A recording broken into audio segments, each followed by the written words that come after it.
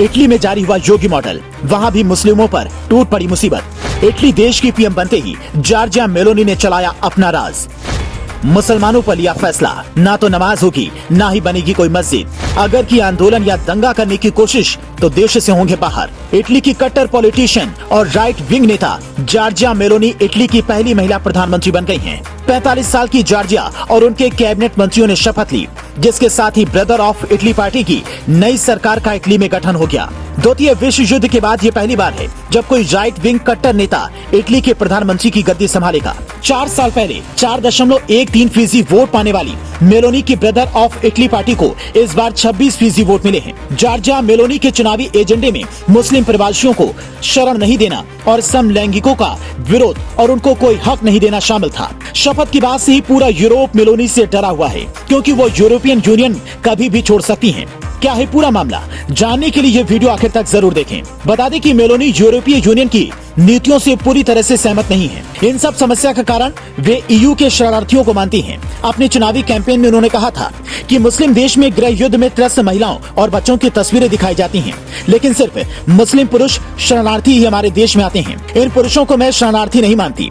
Donald Trump की party की तर्ज पर मेलोनी ने कहा था कि माइग्रेंट्स, खासकर मुस्लिम माइग्रेंट्स, खतरा साबित होते हैं। अब आपको बताते हैं कि आखिर कौन है इटली की जॉर्जिया मेलोनी और चुनाव में क्यों मिला जनता का साथ। दरअसल जॉर्जिया मेलोनी 15 जनवरी 1977 को जन्मी एक पत्रकार और पॉलिटिशियन हैं। मेलोनी अंग्रेजी, स्पेनिश और फ्रेंच बोलती हैं। 15 साल की उम्र से ही मेलोनी ने सेकेंड वर्ल्ड वॉर के बाद तानाशाह बेनिटो मसालिनो के समर्थकों की तरफ से शुरू किए गए इटालियन सोशल मूवमेंट में यूथ विंग में काम किया। इटली की फांसीवादी तानाशाह बेनिटो मसोलिनो की विचारधारा को अपनाने वाली मेलोनी एक इस्लामोफोबिया नेता हैं। उन्हें इसलिए जनता ने जमकर सपोर्ट किया था। पीएम बनने से पहले मर्सियानो में मस्जिद के खिलाफ आयोजित एक प्रोटेस्ट में मेलोनी शामिल हुई थी। उस समय उन्होंने कहा था कि किसी भी नई मस्जिद का निर्माण हम नहीं होने देंगे। कोई भी नई मस्जिद देश में नहीं बनेगी जब तक हम नया कानून लेकर नहीं आते हैं। अपने नए कानून को मेलोनी ने सिटीजन सेफ्टी का नाम दिया था। प्रोफेशनल रजिस्टर की मांग करते हुए मेलोनी ने कहा था कि मैं कोई नई मस्जिद तब तक नहीं बनने दूंगी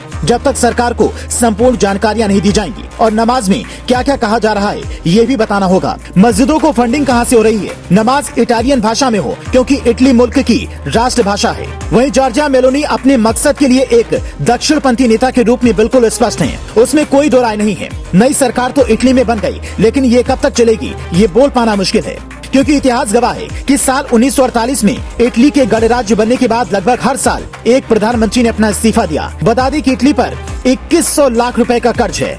ये कर्ज उसकी जीडीपी का 150% है। तो जॉर्जिया मेलोनी का इटली में योगी मॉडल जैसा रुख अपनाने पर आपका क्या कहना है? हमें अपनी राय कमेंट करके जरूर बताएं। साथ ही देश और दुनिया से जुड़ी तमाम खबरों के लिए पेज को फॉलो करना ना भूलें।